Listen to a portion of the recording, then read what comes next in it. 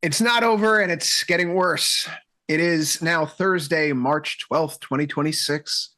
This is Overtime. I'm your host, Chris Vecchio in New York, Ilya Spivak in San Francisco. We're here to take you through the final, at least 27 of the final 60 minutes of the trading day here as we wind things down. Another memorable trading session where oil jumps by over 10% right out of the gate. We're getting news that there are efforts to keep the Strait open. The U.S. Navy is open to working with other countries to form a coalition of ships to keep the Strait open. Of course, these little $500 floating mines aren't really making the situation passable, navigable, Ilya. And so it doesn't really matter who wants to join in. The oil is just not flowing. And it's oil among other things now, as the concern is spreading to other parts of the market here. Oh, yeah. Soft ag is going up. Food prices are going up. We're seeing knock-on effects in other commodities and beginning to weigh on the equities of some companies that ultimately are very reliant on the commodity supply chain. So we're going to be looking at semiconductors again, Ilya, in a little bit here. But oil prices yesterday on the show, Josh, we can go to the charts. We were on Overtime yesterday. We were looking at $88 oil. We're now up to 96. It's a clean 10.6% move to the upside. There's a certain gravity and reality of the situation that's kind of meeting the market here right now. We've seen the oil diverted. We know where the emergency flows are coming from, and it is just not nearly enough to offset the oil itself that won't be leaving the Gulf region. And that's to say nothing of the fertilizer, helium, urea, name some other product. Not gas. I mean, come on. It's a huge compounding problem with each passing hour. European gas prices have gone up by something on the order of 50% in a week. Yes, the Dutch TTF contract, which is the European benchmark grade, since this whole thing started here, I mean, year to date, the Dutch TTF contract's up 78.5% right now. So you're talking about potential energy problems coming down the pipeline for Europe. Yeah. Well, Ilya, $96.42. Yesterday on the show, we were looking and making the case to have more long deltas in oil, given how things were moving. Short put spread, long out of the money call spread. Today, it's working swimmingly. What do we do now from here as this agitation spreads into other parts of the market?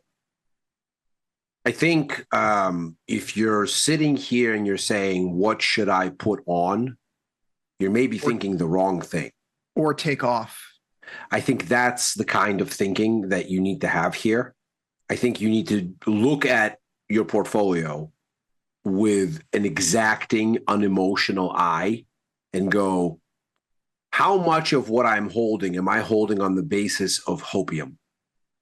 Because you should always buy the dip, they say. Because everything will be fine, they say. Because I haven't seen a meaningful drawdown. Because I haven't seen a crisis. Because crises don't happen because the government is going to print the money. All the other nonsensical idiocy that people have heard basically since 2010 and have been conditioned to think is real. All those things people need to re-examine because they need to learn their history. These things happen. They spiral out of control quickly. They become fire sales quickly. That's not to say that this is a fire sale right now. It isn't. But the momentum here is not to be ignored. And there will be a shopping list of things to buy as long as the eye can see if there is a fire sale. And you're going to want money. You're going to want to have that cash on hand. There were a few places that went up in today's market, Ilya, as we see most of the market down. Sector by sector, it's an ugly performance across the board.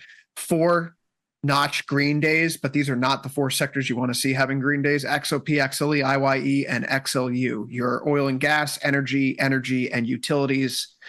And then the least negative ones are consumer staples and real estate, which for those that remember the 2022 market, real estate, it got hit because of the higher interest rates, but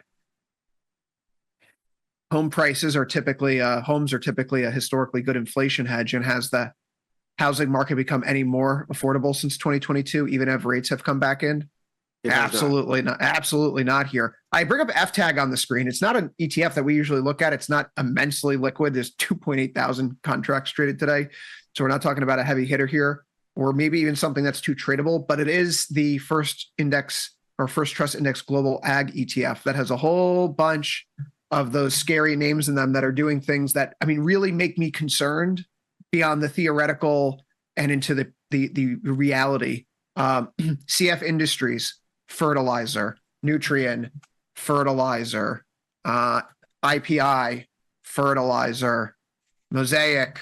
Guess what that does? Fertilizer. These names are up 7.5, 10.8, 5.8, 13.3%, working from back to front there. You're starting to see that this is not just what were we doing last week in these names? Moving sideways, not a significant supply chain disruption.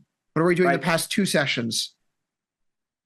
Something different has changed. The market calculus has changed. We're beginning to realize this is not going to be, as we've joked, the Rick and Morty 20 minutes in, 20 minutes out. What's the worst that can happen? It's happening. It's not spectacular. It's real and it's not spectacular. Right. I mean, this is, again, not to beat a dead horse here, right? But the markets have been screaming at the Fed, there are too many risks. Give us rate cuts.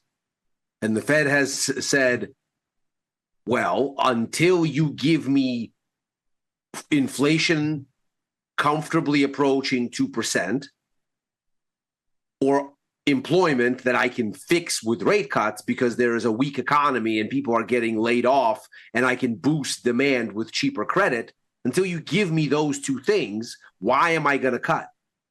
Show me why. The labor market got a little bit soggy at the end of last year. What did we hear from the Fed this year? Look, we can't do much about most of this. We gave you a few cuts. That's really it. We can't fix demographics for you with cheaper credit. We can't fix immigration for you with cheaper credit. The labor market is what it is at this point. Not much we can do. It's not exactly a weak economy. The problem with labor markets isn't that demand is gone. And so not much we can do. What if the markets retorted? It's not that we need. There's just too many risks. Back us up. We need credit if one of these things is going to go wrong. Feds retort, well, it's going to have to go wrong then for us to act. You're going to have to crush demand, and then we'll be here. Behold, one of the plates that the markets were spinning has fallen, and the Fed now ostensibly is going to have to wait for it to crush demand. It's looking less like a transitory supply shock and more of a bigger issue that ripples through the economy, which makes me think, Ilya, I mean, usually the Fed would look through transitory inflation, as their literature suggests that they should. Well, and this would be classic for a transitory inflation kind of thing, were it that. The markets are getting a little unglued here. The Russell itself looking a little bit worse, down 2.1% today. Yesterday on Futures Power Hour, we went through the exercise of taking the inverted Russell and saying, Ilya, Jamal actually at the time, here's the 1 week moving average. We broke out, we came back in, we retested it. We had clear horizontal support and we bounced from the 1 week to move into breakout territory again. Is that a buy or a sell? It's an obvious buy. That's exactly what the bull in me would be screaming, probably mocking and belittling bears along the way, preaching the fact and that rightly, rightly, the bears that I put up on the wallpaper in my son's room, it was a reverse jinx. See? No, but the Russell is, so you inverse the chart, right? And what does it look like? That is just bearish momentum. Bulls have no business from a technical momentum perspective right now, as they didn't yesterday, to try to pick up a falling knife when MACD is declining through its signal line, stochastics are declining, vol's creeping up. We can't get a close through our 1 week moving average. There's no reason to play hero ball here. If you're trading this directionally, it's down now. Before it was looking more choppy, sideways dispersion-y, Ilya. Yeah. But every time we see red ticks in this market, the correlations tighten up. So that's right. Dispersion and choppiness on green days, and then just everything selling off on red days right now. Yeah.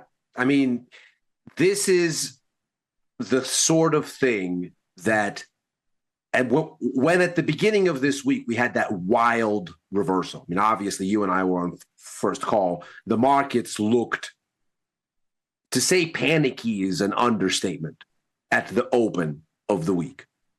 And then, of course, we got that rapid turn.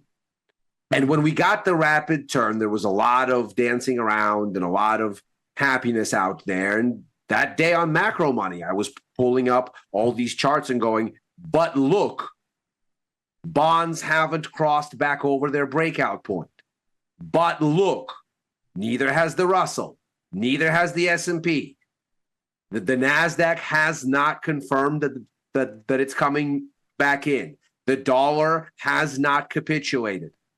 Wait for it. It's not over. Because this was a problem before this war started. Oil has been going up since the beginning of the year. Well, here we are. All those levels held.